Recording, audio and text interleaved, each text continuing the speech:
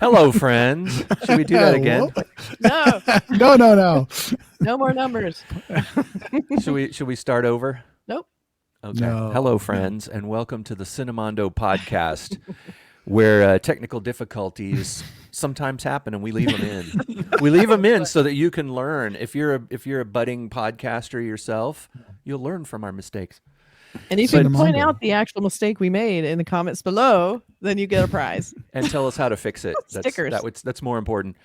We show warts and all here. We're open books. We are. Well, we're going to talk about sometimes the demon gets in, sometimes we get that. See, there's a segue. The sometimes you get a little gremlin that comes in and messes with the podcast, which is what we're going to talk about. We're going to talk about a movie today, a supernatural thriller. And we are talking spoilers, just so Is you it know. a horror movie? Yes. It's a Go horror Sure. movie. Yeah, I mean, it's horror elements for sure. Certainly. It's called The Night House and stars Rebecca Hall and Sarah Goldberg and Vondi Curtis Hall. Rebecca Hall is the main star of it, and she also co-produced. And it was directed by David Bruckner, who did the 2017 film The Ritual, which I really liked. Yeah, he's done some great stuff. And episodes of VHS and Southbound. Really good director. He knows what he's doing. And this film came out in 2021, and we're talking about it now. Yeah. So, what do you think? Well, look, we should start with a little bit of a breakdown on the come on, you guys. No, but first let's like, comment, and subscribe, and because that's something we appreciate the comments that we're getting for all these videos. And don't forget to like and subscribe if you haven't. So there's lots of stuff to watch. Yeah. And if you have ideas about the ending, which we'll discuss too, if you have ideas about the ending or what you think should be, just preface it with spoiler and make sure you don't ruin it in the comments. But we would love to hear people's theories about it. Well, just before you watch the movie, if you haven't seen the movie yet, you can listen to this next part, because what it basically is like a haunted house kind of a movie. Mm-hmm. It's like a ghost thriller.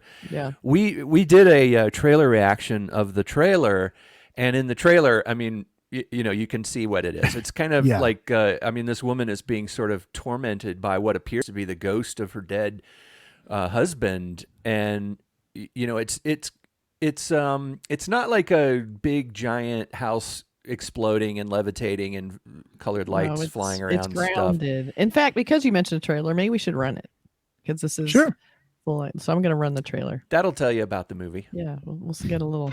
Do you guys believe in ghosts? I think there's something in my house. Something in my night house. It's a beautiful house. I want that.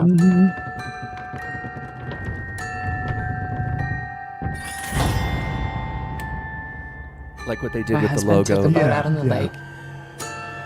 He took a handgun that I didn't even know that we owned, and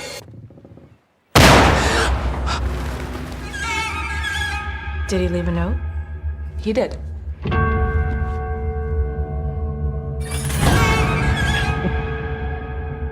You were right. There is nothing. Nothing is after you. You're safe now.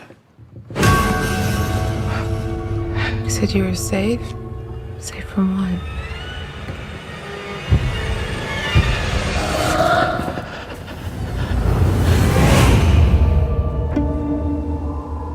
And then over here we have, the husband. You know that we're paying people to do that, right? You don't have to do it all yourself. Owen?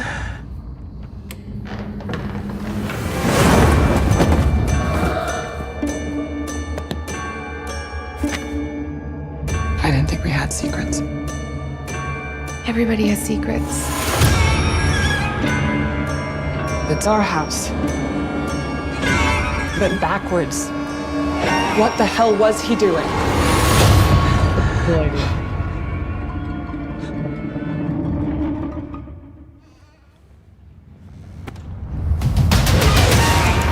That scene I want to talk about. Yeah. You were right. You were right. There's nothing. There is nothing.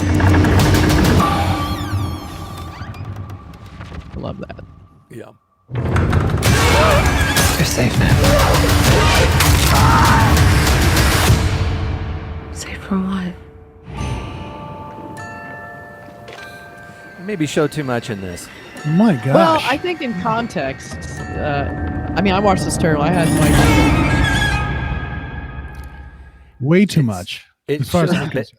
Yeah, it could have been a little bit. The trailer could have been a little bit more tastefully vague and and made you really want to see the movie to find out what what. I is going guarantee on. when they started to make that trailer that it was that, and Yeah. then the studio Let's kept put that- making it add more and more Yeah. cool stuff because Right. people were they're probably testing it, and people are like, I don't get it, it looks boring, and so like, well, let's put this in there. I'll put some more stuff in there, and I guarantee that's what happened. Yeah. Yeah. I like the little creepy music in it, the little lullaby, little keyboard thing. It's always so creepy. Yeah. I think the best part for me, the part that and the first half of the movie is really, I think, the Yeah. highlight, because I think she's so good in this. She's Yeah, a she's very really good. angry, widow. She's just upset Yeah. about everything. She's at this house that was he built, and she's just pissed off about. Well, and I being love going you through seem this. gutted by Yeah. I mean her Yeah. husband. I love the beginning because it seemed like so unimaginable, like when your husband would Yeah. just kill himself after they finished this house and had this great life.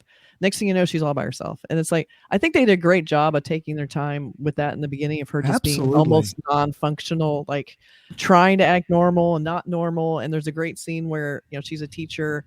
And Yeah. there's a little quick scene of that in there, where she talks about how he killed himself, but a helicopter parent comes in going, you were so mean to my kid, and then she just kind of just lets that person know, well, guess what? My husband killed himself, so fuck you. Yeah. I just loved right. the right. anger, the Mhm. the heartbreak, the devastation of it all in that one scene. the- She's such a good actress. Like, The God. resentment. Mhm. There's a Like, thing why would about he do that that to when me? Right. when someone's not there anymore and you feel resentment towards them, you can't express it to them. You can't ask Yeah. them why. You can't Right. figure out why they did it. And Yeah. that was one of the things too that the film kind of got, I think, was her confusion over why is he I thought he loved me. I thought he just built this beautiful house and we had such a life and all, and why would he do it? And what's cool is about the film is that you sort of find out why, and the answer, of course, is it's a bit of a horror movie trope, but in some ways, but I to be honest, I wanted it to be something else, but it was what it was. And after I watched it, I was like, but then I thought about it, and for a little while after it was over, I thought about it a little bit more, and I thought, yeah, it was a pretty cool idea, actually. Yeah. I think what I liked most about was its structure. Like, Yeah. I feel like it started as one thing.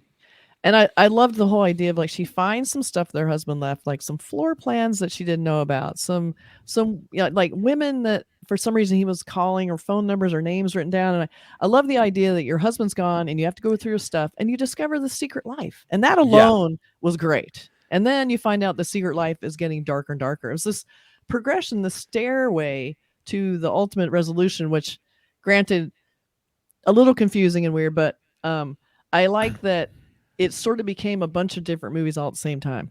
You start with the secrets, you start with his life, you start with how dark that life is, and that the life is unimaginably dark. And then you're like dealing with, this is not a person I knew anymore. All of a sudden your whole life feels like a lie. Like, I loved all of that. I mean, you almost the didn't scary need the thing. supernatural anything. It Right. was so fantastic. Well, what I liked about it was, like, they showed a scene there where she's going through those interesting weird books with the floor plans. Yeah. I loved that, and I said, okay, maybe this is too. going to be kind of like this the subgenre of architectural horror, like Yeah. film Rustic, Relic, where Yeah. that film where all of a sudden there's this weird separate part of the house that's kind of creepy and Like forgotten there's about. a book called House of Leaves that Yes. goes into that, and Exactly. it's a Perfect. thing. I think it's kind of a sense memory that everyone has, because you talk about, there's a certain dream that I think everybody has where they see a door in their house, like, oh, I never opened that door before, or Yeah, exactly. and you open it and it's like, whoa, there's a whole new room. There's like a patio out here that I never knew I had. Yeah, and we've had that, and there was Yeah. another film, a Kevin Bacon film called "You Should Have Left," where they rent this the Airbnb house, and they start doing the dimensions, and outside it's smaller than it is inside. Like, I love that stuff. Was very like gives me chills thinking about that. Yeah, it's also like I love that. That old Twilight Zone episode where the girl gets lost in this house. Yes, it's sort of like that. In the walls. You're like in a familiar place, but all of a sudden it's not familiar. It throws you off. And I wanted the movie to go deep into that. Like I wanted to get into the architectural stuff. And it just dropped the ball as far as I'm concerned. It went this different direction with the demon, that all that kind of stuff. Well, spoilers. I don't know. And I'm not even sure about that. Like I just don't even. Yeah, we can talk about that. The second half, regardless, the second half, she does. This is a spoiler. She goes out and she sees, or she sees like the other house across the lake, and she goes there, and it's not. He's been building another house over there. I love he's that. A carpenter, like a contractor, and he built their house that she never knew about. But he also built another version of it that's like a mirror version of it. The reverse. And it's not finished, but the whole floor plan's in reverse. Right. And also, let's talk about that one scene, because this is where I get a little confused. The scene where she's coming through the door and then she sees herself on the couch. Yeah. I thought at that point, and this is, again, not too spoilery because I'm wrong, but what I thought it was going to be is she was going into the reverse. This is what in my mind I was thinking, that she's going into the reverse house. She sees herself there, and it's become a dual reality thing. And here's my door. And so I thought at that point when she went through the door that the movie was then in this life. Like I thought right in the reverse life. Me too. And I thought that was what it was going to be. Like all of a sudden, we're in that. So if we're in the mirrored world, that would be an interesting second half of the movie, because everything would be kind of backwards. Like the numbers were backwards. Yeah. And the house was backwards. And it would have been interesting to see, like, what is that? Her name was Beth. What does that Beth do? Like, does she see the other house from the right side house across? And does the film go that way? And is her name now Theb? Exactly. Right. Ugly name. And so that would have been really intriguing. And then somehow the resolution comes about that way, doing kind of like figuring out the architecture, because again, I was hoping it was called the Night House, so I thought the house would be a major part. And I love that scene where the camera moves and you see like how these two pieces of furniture or two pieces of whatever columns look like a profile of a face. Like I loved that stuff. Yes. Give me really more of that. Well done. Really original, unique. Like there's something inherent in the house, but it turns out that kind of wasn't what it was. But again, there was all these plans. There's the old book, because they went to that old bookstore and he got all these old, interesting, weird books. And I wanted to say, what are those books about? Like, what are these weird plans trying to? What did he get into? Like sometimes you go down a rabbit hole and you find something and you get obsessed with it. Like, I got kind of obsessed one time with things, and I remember I was telling my sister about, I was learning how to read another language just so that I could read this thing. And I was getting really into something. And she said, "You better be careful. You're getting too into that." And I thought, wow, that's weird. She thought I was getting too into something. Too into it. And I kind of felt like this movie was about him. And you get that way when you do creative things, like when you build and when you do construction. And my thought was like, what if, like you were saying, he got into these books about strange talismans and supernatural representations and numerology and runes and all these magical spell shapes and things, and he was able to concoct some kind of a living house or some sort of an alternate, like a doorway. And I thought there was going to be like a door that went into another place, and those kind of architectural coolness and weirdness. I mean, in a way, it did sort of do that, where he was trying to create mazes. But also, before we go too far into it, so the movie starts with the woman whose husband's died, and that's really sad. Then it comes to the secret life. Then she's being haunted, like the stereo's coming on. There's something in the house. Obviously, she thinks it's him. I think, one of the most chilling scenes, here she is, like, thinking her husband's, and she doesn't necessarily not want it because she misses him. She wants him to be around. So she's actually welcoming this ghost, which I thought was kind of an interesting idea, that she was so empty and so desperate that even a dead version of him was better than no version. Right. So I love that idea too. That was a genius idea. And then I think the scariest, most horrifying thing, even beyond the Secret Life horrible shit he's been doing, and this is all spoilery, was when the ghost, we're having kind of a ghost, Patrick Swayze moment, where the ghost, she starts feeling him physically, and he starts embracing her, and it's getting very heated, and it's like you can see things in the mirror, and it's getting very creepy. And then she finds out when he basically says he's not him. It's not him. And says, you're like, what? And all of a sudden, you, and he says no. And then the movie kind of turns upside down, because you're like, shit, this whole time we're working on the construct that this woman's dead husband is haunting her, and that's what it's about. So I love that you keep thinking you know what the movie's about, and it's not about that. And so then it goes into the next stage where she starts finding out how really, really dark his secret life is. Yeah. And the core of the premise is something about her when she was younger. She had been clinically dead for a period, like 4 minutes or something, and that apparently this demon was trying to get her, or entity, or whatever. I don't know what it was. That was the other thing. I kind of didn't know, was it a demon or was it a spirit because it said it was nothing, which is kind of a throwback to The Exorcist, where it says, "I am no one," and it's like the idea that a demon is nothing, it's a no one, and that it was trying to pull her into nothingness, because there was a little bit of existential stuff in this too, about what happens after you die, and is it just nothing? And then his letter that he left, his suicide note said, "You're right, there is nothing." The idea is that it's kind of a play on words, that he's saying, you're right, there is a thing, an entity called nothing. Yes. And you're right, it's nothing. And the reason I killed myself is because I'm trying to stop myself from killing you at the urging of this entity that's possessed me. Right. And I also love that because a lot of killers feel like they're being pushed to do something by a voice in their head. So Someone the idea, else, some outside force. Yeah, and it's still feeling sort of in a weird, like I almost would have liked without supernatural, almost grounded by someone who thinks there's voices telling him to kill her. So instead of doing that, he's killing a bunch of women who look like her. Hello, Ted Bundy. I know. I was about to say Ted Bundy. And I love that. Yeah. That's like, I love tying that in because it's still feeling like a super, super eerie secret life that someone you didn't even know had. And I thought that to me was the most gutting thing about it.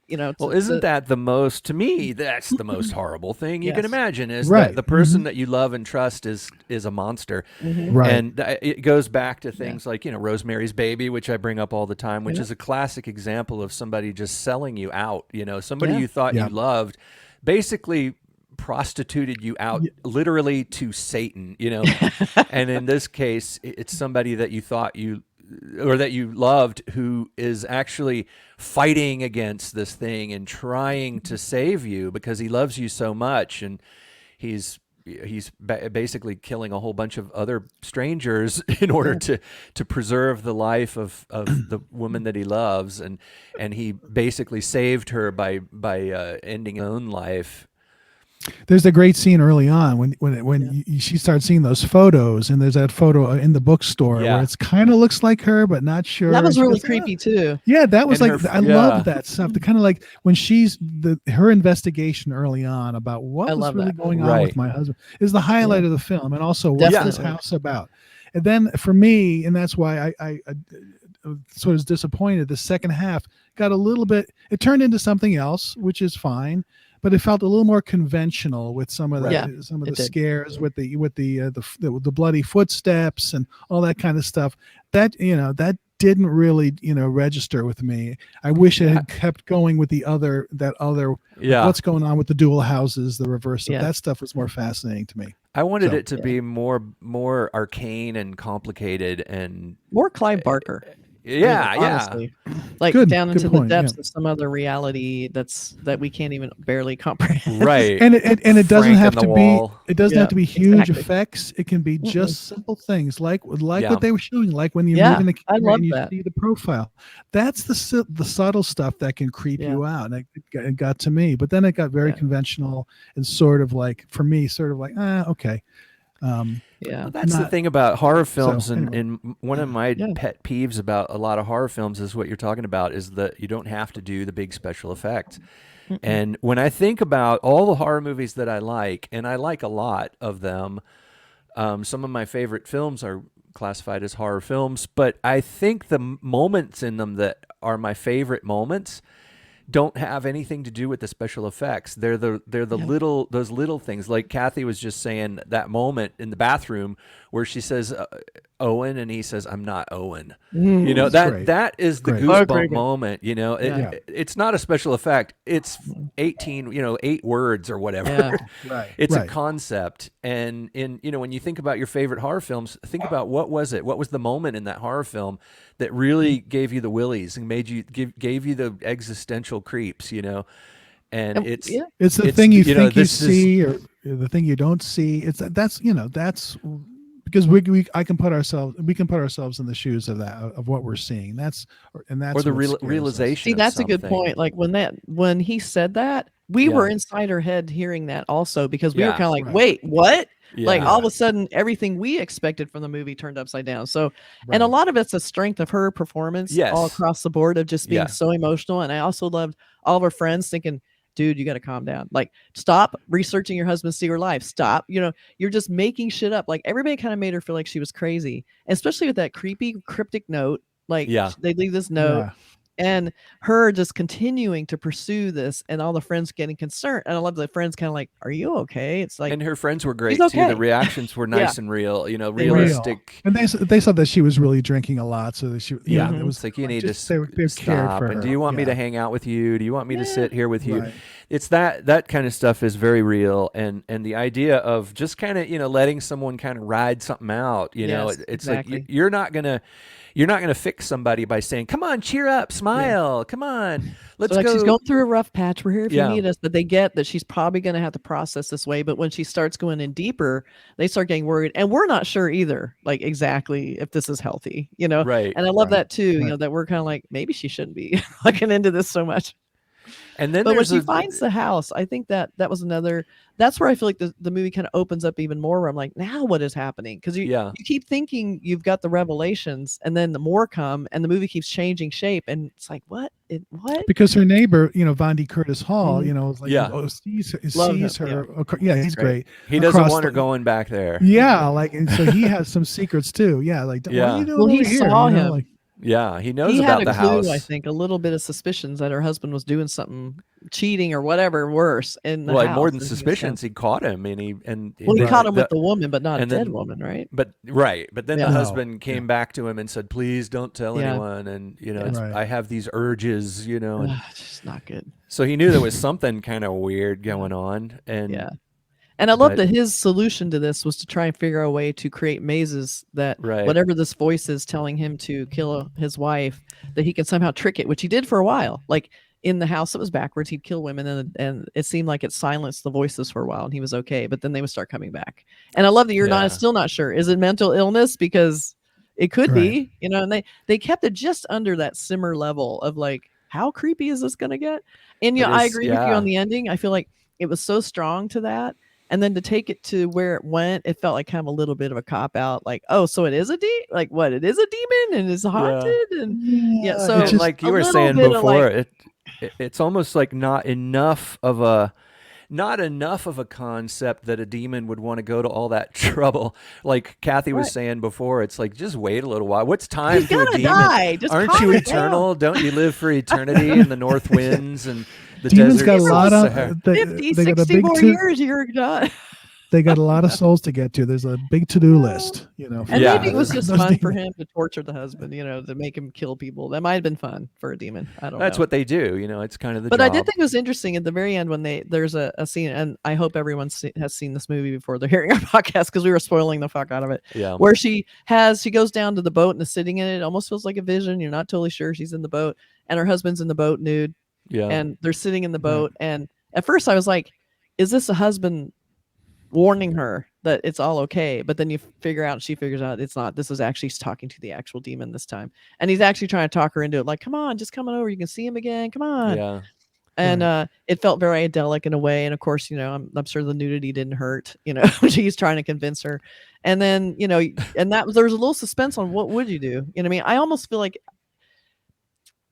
it's not that I want her to kill herself. I just wish there was a better solution to just put down the gun. It just felt a little wah-wah. Well, but the love, the friendship, the I was like, it just felt like that whole the whole stuff there just felt flat to me. I felt like this very strong, and I'm just like, this is the ending. It seemed like, God, there should be so much more to it. The stuff that I wanted to see just wasn't there anymore in the movie. So that's right. And like I said, I don't get scared. Right, exactly. Well, I'd say 3/4 of a film. I would give it a little more because I liked the weird architectural shapes because I feel like it was sort of her kind of losing it. It was gorgeous. I loved it. I give it credit because movies never scare me anymore. I don't feel scared by them. I understand what's happening. I'm way ahead of them. I know and I find comfort in that. Like I'm comfortable with horror movies because they speak to me and I understand them. But this movie, as I was watching it, I felt like I was getting a little bit of that creepy, sick feeling of like, this is going deeper and further and scarier than I'm ready for. And I really thought like this is, whoa, hold on a minute. Like, I just felt like it was getting big in my head. Like, what is happening? Right. And then, the fact that it delivered about 3/4 of that is a huge feat for me because nothing scares me. And it was so original. And then, of course, the ending felt like a little like, well, okay, you couldn't pull off the ending, but the first 3/4 are freaking great. I mean, and it's on many 10 best horror film, of 2021. So a lot of people agree with you. So yeah, I felt it was up to a point. I loved it, and then it just lost me. I said, oh, it's not going to answer the questions that I have. It's just not. I could tell, and it didn't. Right. And that was it answered them, but I just didn't like the answers. Yeah, I wasn't happy with those answers. Right. But like what Kathy's saying about this thing, about this feeling of horror films that sometimes can bring you, like, take you down a hallway you don't want to go down, and you're kind of like, this is getting a little bit too, that feeling is what you're kind of looking for with horror films. Exactly. I like that feeling. I don't like to be pushed on purpose. I don't like people to sort of bully me with their horror films. I want to be led. I want to be told a story that gets into my brain a bit and makes me think, oh my God. And I know we mentioned this movie a lot, but it is a benchmark. It's a touchstone, it's a ground zero kind of movie, but Hereditary did that for me. I remember watching that film going, I don't know if I want to go where this is. I know. I was like, turn it off. I don't want to know more. It's too much. This is taking me somewhere really dark, and it was dark.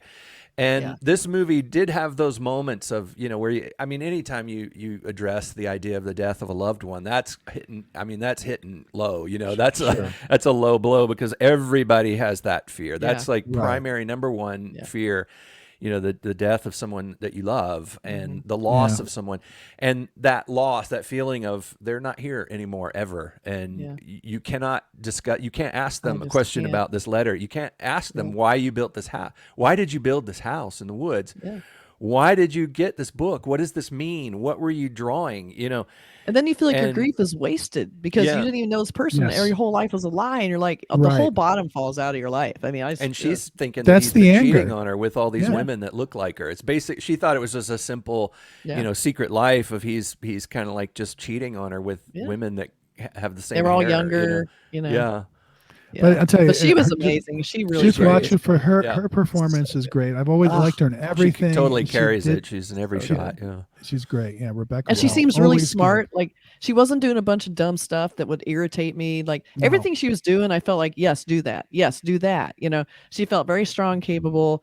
Even though she was hurting and in grief and damaged, it's like I felt like she wasn't doing a bunch of dumb shit, which drives me crazy in movies. She did everything right, exactly how you should do it. and got terrible answers. It's like things she didn't want to know. But yeah, I recommend the movie as a 3/4 great. And even though the ending's not great, I mean, I'm kind of used to endings not being great anyway. Oh, that's sad. I know. It's like a Stephen King book. It's like, it's always a great ride, but then the ending's kind of like, ugh.